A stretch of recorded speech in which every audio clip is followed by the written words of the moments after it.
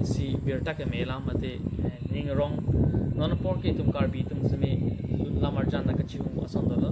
ase penma por sme na tum risok kai ba youtube channel long na tum kumri dam pen na tum pinap dun lamarjan ki mi thek panong ji lake isi ning sam bang sol namar arjan thek panong ji la bang sol namarjan ke lake isi jer ke se tum kaching hon aphan basi panong la pen ha da karli tang men me se da bang sol namo lailon chandra city so la pen kiram so lang tum amendment si la bang so dun lam olai pon po la bang so long ka che parjan pon bang pu lagi no doctor certificate kipi la pen mongwe tera alang tu che parjan pon po nang tum la pena por chong hong dingon nang tum theglom po la bang sulun arjan long la pen la bang sulun arjan long ke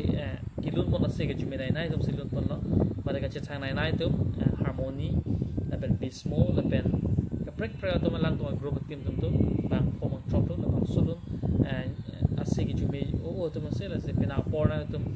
por phang no ne pin men pena por nang tum riso ka youtube channel long kumri dam pen bang so em dam arjan dang ponra pen like and share dang tum pi tan